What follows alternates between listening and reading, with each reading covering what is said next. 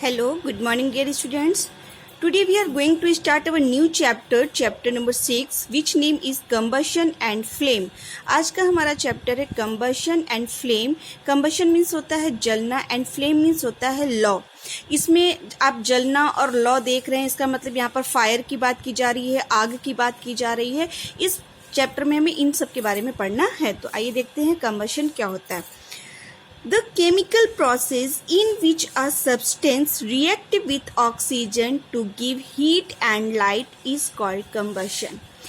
एक ऐसा ये कंबशन जो होता है ये एक ऐसा केमिकल प्रोसेस है. ध्यान दीजिएगा, केमिकल प्रोसेस है इन विच जिसमें कि एक सब्सटेंस होता है वो रिएक्ट करता है ऑक्सीजन से और क्या देता है, हीट एंड लाइट. जहाँ पर हीट और लाइट देता है उसको हम कंबशन कहते हैं. या फिर इसी को हम इस तरीके से कह सकते हैं कि combustion is a kind of chemical changes. जो कंबशन होता है वो केमिकल चेंजेस. यहाँ पर एक नया वर्ड आ रहा है केमिकल चेंज. केमिकल चेंज का क्या मतलब होता है ये देखिए. Chemical change we can not reverse.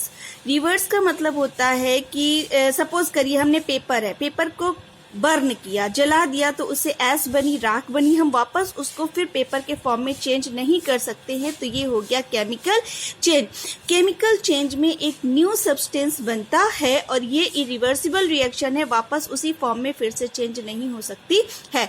इसके कंपैरिजन में अगर हम फिजिकल चेंज देखें तो फिजिकल चेंज क्या होता है. अगर हमने पेपर को कटिंग कर दिया, एक पेपर था उसको हमने 2 पार्ट्स में 4 पार्ट्स में कट कर दिया, तो क्या हुआ, उसमें कोई नया सब्सटेंस नहीं बना, सिर्फ उसका साइज चेंज हो गया. वो पेपर था, पेपर ही रहा, तो वो फिजिकल चेंज है. लेकिन केमिकल चेंज में क्या होता है कि वो वापस उसी कंडीशन में नहीं आ सकता है. ये इरिवर्सिबल रिएक्शन होती है, इसको हम रिवर्स नहीं कर सकते हैं.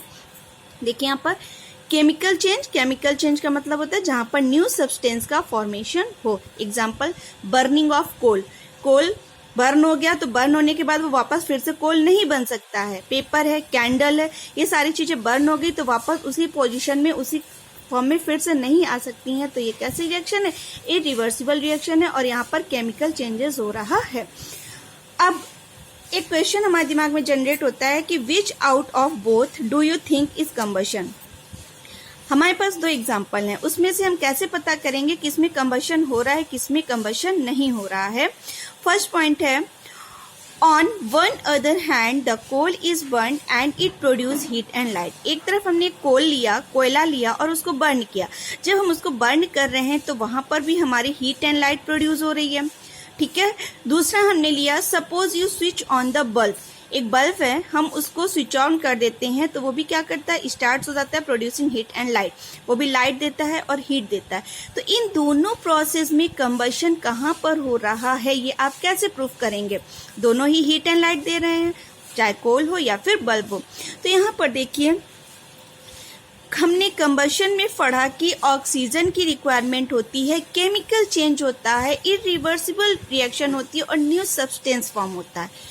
कोल है, कोल को हमने बर्न किया, बर्न करने के बाद हमें क्या मिला, ऐश मिली, राख मिली. राख क्या है, एक नया सब्सटेंस मिला. उस राख को हम फिर से कोल के फॉर्म में कन्वर्ट नहीं कर सकते हैं. तो ये कैसा प्रोसेस है, कंबशन प्रोसेस है. बल्कि जो बल्ब है हमारा, उसको हमने स्विच ऑन किया तो ग्लो करने लगा और फिर हमने ऑफ कर दिया तो फिर से उसी पोजीशन में आ गया. तो यहाँ पर ये कंबशन प्रोसेस को शो नहीं कर रहा है. नेक्स्ट है, in combustion chemical change to occur is must. Combustion में देखिए यहाँ पर मेन है, in combustion chemical change to occur is must. Combustion process में केमिकल चेंज होना मस्ट है, केमिकल चेंज होना चाहिए, एक न्यू सब्सटेंस का फॉर्मेशन होना चाहिए. अब बात आती है conditions required for combustion. Combustion के लिए कौन कौन सी कंडीशंस की रिक्वायरमेंट होती है. फर्स्ट है कंब्यूस्टिबल सब्सटेंस ऐसा होना चाहिए जो कि कंब्यूस्टिबल हो. सपोज दूसरा, supporter of combustion that is oxygen gas. और उसके अलावा दूसरा पॉइंट है, कंबशन को सपोर्ट करने के लिए ऑक्सीजन गैस होनी चाहिए. और थर्ड है इग्निशन टेम्परेचर. यहाँ पे एक नया वर्ड आया है, इग्निशन टेम्परेचर. अब हम इन तीनों को डिटेल में पढ़ेंगे. पहला है कंब्यूस्टिबल सब्सटेंस, जो सब्सटेंस हमारे पास वो ज्वलनशील होना चाहिए, जलने वाला पदार्थ होना चाहिए. दूसरा ऑक्सीजन गैस जो कि सपोर्ट करती है कंबशन के लिए, वो प्रेजेंट होनी चाहिए. और नेक्स्ट है इग्निशन टेम्परेचर. आइए देखते हैं इनको डिटेल में हम. सब्सटेंसेस टू टाइप्स के होते हैं, combustible substance and non combustible substance. Combustible का मतलब होता है combustible substance that catch fire easily. Combustible substance वो होते हैं जो फायर को इजली कैच कर ले, आग को आसानी से कैच कर ले।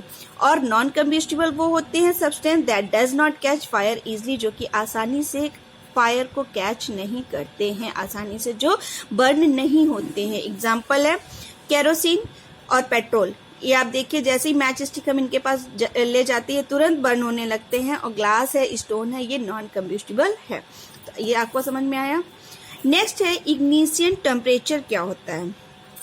इग्निशन टेम्परेचर को हम किंडलिंग टेम्परेचर भी कहते हैं। टेम्परेचर तो आपने बहुत से नाम सुने होंगे, लेकिन यहाँ पे एक इग्निशन टेम्परेचर होता है। ये क्या होता है? It is the lowest temperature at which substance catch fire. ये एक लोवेस्ट टेम्परेचर होता है। इग्निशन टेम्परेचर जो होता है वो लोवेस्ट टेम्परेचर होता है जहां पर कोई भी सब्सटेंस आग को इजीली कैच करता है। सपोज करिए केरोसिन है, केरोसिन के पास जैसे ही हम मैच स्टिक ले जाते हैं वो तुरंत, मतलब सेकेंड्स का भी टाइम नहीं लेता, तुरंत बर्न होने लगता है।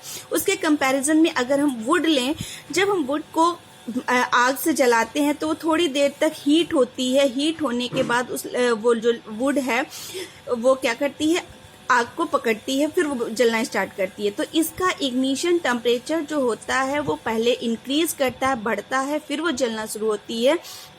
तो यहाँ पर कंपैरिजन दिखाया गया है कि जो केरोसिन है उसका इग्निशन टेम्परेचर क्या है, बहुत लो है, तुरंत बर्न करने लगा। लेकिन यहाँ पर इग्निशन टेम्परेचर को जनरेट कर बढ़ाना, इंक्रीज करना पड़ रहा है, तब वो वुड जो है वो जलती है। It is different from different substances. जो इग्निशन टेम्परेचर होता है वो अलग अलग सब्सटेंस में अलग अलग होता है। जैसे केरोसिन तुरंत आग पकड़ लिया तो इसका इग्निशन टेम्परेचर लो हुआ, इसका क्या हुआ, वुड का हाई हुआ।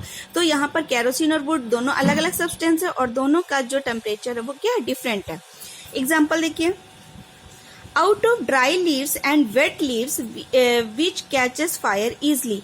अगर हम ड्राई लीव्स लें और वेट लीव्स लें तो कौन सी जो वेट लीव्स हैं वो जल्दी आग को कैच करेंगी? तो ऑब्वियसली जो ड्राई लीव्स है वो जल्दी फायर को इजीली कैच करेगी, क्योंकि वेट लीव्स में क्या मॉइस्चर प्रेजेंट होता है, वाटर प्रेजेंट होता है। ओके।